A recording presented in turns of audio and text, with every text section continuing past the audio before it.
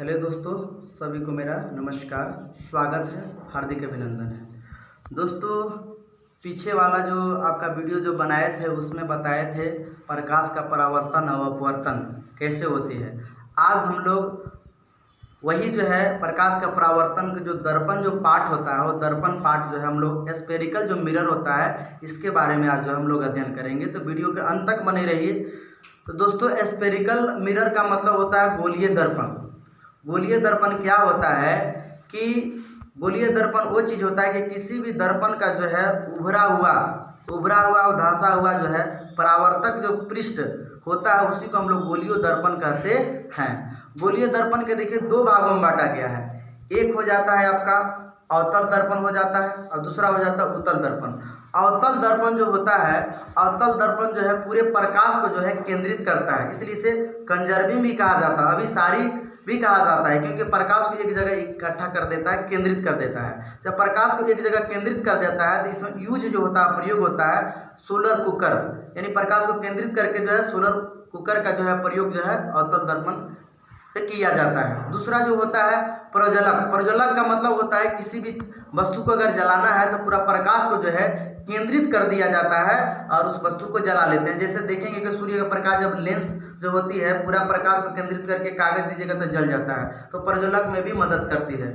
फिर आपका ये जो होता है टॉर्च वगैरह जो होता है ये अवतल दर्पण होते हैं। फिर गाड़ी के हेडलाइट में जो होता है अवतल दर्पण होता है। इसका दूसरा क्वालिटी ये है कि इमेज को जो है यानी प्रतिबिंब को छोटा को जो है बड़ा बनाने का काम करता है।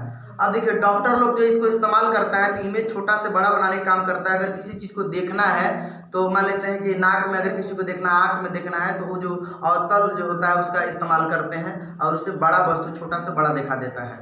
और दूसरा जो होता है इसमें दूसरा जो सैलून होता है, दाढ़ी वगैरह बनाते हैं, इसमें भी इसका इस्तेमाल किया जाता है। जो मतलब देखने के लिए दाढ़ी वगैरह बनाते हैं ना, तो वो जो है अवतल दर्पण में इसका इस्तेमाल किया जाता है। दूसरा जो होता है सौर भट्टी में होता है बड़े अवतल दर्पण का जो है प्रयोग किया जाता है ताकि पूरा प्रकाश को केंद्रित किया जा सके।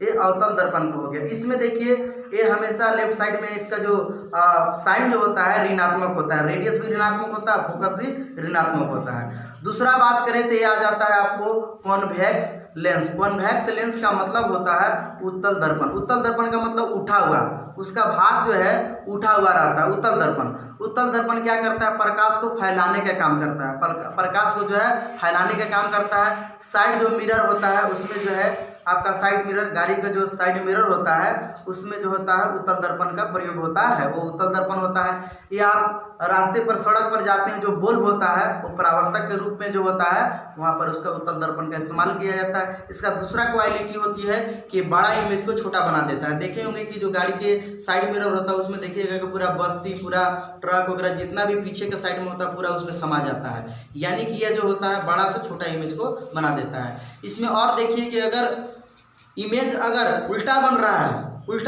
तो उसका जो इमेज होगा वास्तविक होगा, रियलिटी होगा, इसे पर्दे पर उतारा जा सकता है। और अगर कहीं अगर सीधा बन रहा है यानी कि सीधा बन रहा है यानी आभासी यानी काल्पनिक बन रहा है तो इसे पर्दे पर नहीं उतारा जा सकता है। चलिए तो आप लोग को बोर्ड के माध्यम से एक बार समझाने की कोशिश करते हैं। देखिए स्फेरिकल मिरर का मतलब होता है गोलीय दर्पण। गोलीय दर्पण होता है ये कोई भी दर्पण का परावर्तक पृष्ठ जो होता है अंदर और बाहर की तरह जो है वक्रित होता है, इसी को हम लोग बोलते हैं स्फेरिकल मिरर यानी गोलीय दर्पण। अब देखिए अवतल दर्पण क्या होता है कि इसका जो पृष्ठ वाला भाग यानी ऊपरी वाला भाग जो है वो जो है आपको अंदर वाला भाग धंसा हुआ रहता है, केंद्रित की तरह होता है। देखिए धंसा हुआ है, ये धंसा हुआ भाग है तो ये जो अवतल दर्पण होता है। देखिए अवतल दर्पण प्रकाश को जो है केंद्रित करता है। प्रकाश देखिए अगर हम यहाँ से अगर प्रकाश को अगर मार रहे हैं तो केंद्रित करके फोकस पर करता है, यहाँ से प्रकाश जा रहा है तो ये जो है रिटर्न जो है यानी कि केंद्रित करता है। परावर्तन पढ़ाए थे कि प्रकाश किसी सतह से टकरा के वापस लौटता है तो रिटर्न आ जाता है, पूरा प्रकाश को केंद्रित कर देता है। इसलिए सोलर कुकर में जो है इसका इस्तेमाल किया जाता है। फिर प्रज्वलक होता है, कोई वस्तु को जलाने में जो है इसका इस्तेमाल किया जाता है। दूसरा टॉर्च में, गाड़ी के हेडलाइट वगैरह में। प्रतिबिंब जो होता है यानी छोटा से बड़ा बना देता है। प्रतिबिंब जो होता है अवतल दर्पण छोटा से बड़ा बना देता है। डॉक्टर लोग जो होता है किसी चीज को देखने के लिए जो अवतल दर्पण का उपयोग करते हैं। उसके बाद सेलून जो होता है यानी सेलून में इसका प्रयोग किया जाता है। सौर भट्टी जो होता है बड़े अवतल दर्पण का प्रयोग करके केंद्रित प्रकाश को करने के लिए इसका उपयोग किया जाता है। लेफ्ट में बात करें तो ऋणात्मक होता है, रेडियस भी ऋणात्मक होगा, फोकस भी ऋणात्मक होगा। लेकिन इस चीज को आप आपको हमेशा याद रखिएगा कि जब भी पेंट किया जाता है तो यह जो है पीछे साइड में किया जाता है, यानी कि उसको राइट हैंड साइड बोलते हैं, यानी कि दायां पक्ष में जो है पेंटिंग किया जाता है, यानी कि कलर किया जाता है, पॉलिश किया जाता है। उत्तल दर्पण मतलब उठल होता है, कॉन्वेक्स मिरर इसको बोलते हैं। ये प्रकाश को फैलाता है। देखिए यहाँ पे जो प्रकाश पड़ रही है इसे पड़ा और इसे टकराया फिर जो है वापस आ गया, इसे टकराया फिर वापस आ गया, तो प्रकाश को जो है फैलाता है। साइड मिरर में जो है इसका उपयोग किया जाता है, जो गाड़ी का साइड मिरर होता है। सड़कों के बल्ब के परावर्तक के रूप में जो है इसका इस्तेमाल होता है उत्तल दर्पण का। इमेज जो है बड़ा से छोटा बनाने का काम करता है। रेडियस जो है ऋणात्मक नहीं धनात्मक होती है, फोकस भी जो है वो धनात्मक होती है।